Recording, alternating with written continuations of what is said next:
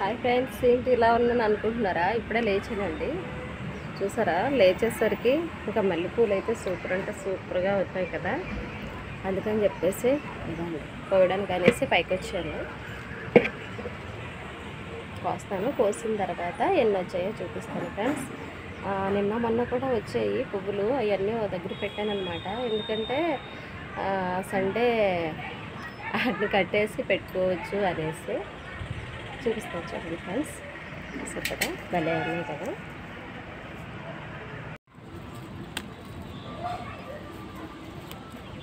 అంటే నేను మొగ్గలు కూడా కోసేస్తున్నానండి.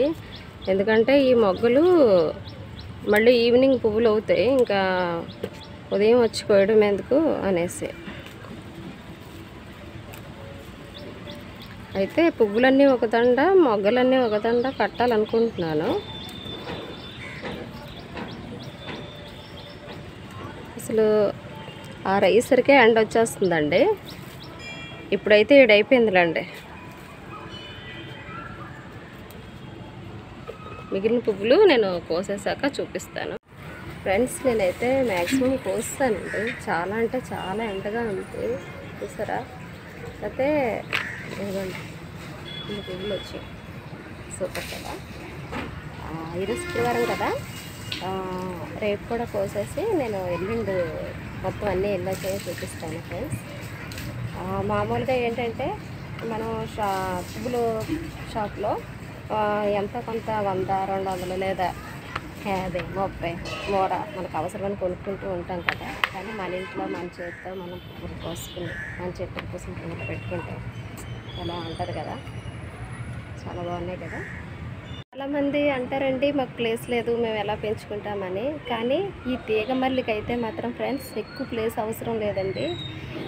మనకి పెద్ద కుండీలు లాంటివి వస్తున్నాయి కదా, అందులోనైనా వేసుకోవచ్చు. లేదా చిన్న సందు లాంటివి ఎక్కడైనా సరే మన ఇంటి ముందు ప్లేస్ ఉంటుంది కదా, అలాంటి ప్లేస్లో వేసుకుని పైకి మనం అది ఎదగనిస్తే కనుక పువ్వులు అయితే బుట్టడేసి వస్తాయండి. ప్రత్యేకించి మల్లిపందిరికి అయితే మనం ఏమీ చేయాల్సిన అవసరం లేదండి.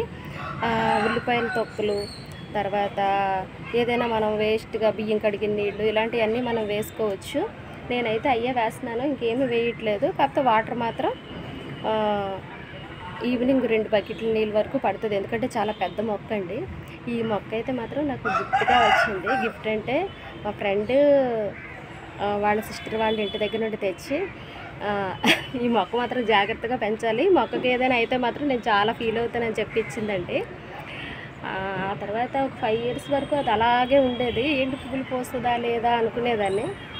ఆ తర్వాత మా వారికి కూడా మొక్కలంటే చాలా ఇంట్రెస్ట్. వాటర్ వేయడం, వచ్చిన కొద్ది పువ్వులే కోసి ఇవ్వడం ఇలా చేసేవారు. ఇప్పుడైతే మాత్రం నేను 4 years నుంచి పువ్వులు పెట్టుకుంటున్నానండి. చూసారు కదా ఫ్రెండ్స్. కొంచెం ఓపిక పడితే మనకి ఈ విధంగా కూడా చాలా సేవ్ అవుతుందండి డబ్బులు. ఎందుకంటే మనం పువ్వులు అకేషన్స్ అనేసరికి కొనేసుకుంటాం కదా, చాలా డబ్బులు అయిపోతాయి. చూస్తారు కదా ఫ్రెండ్స్. బాయ్.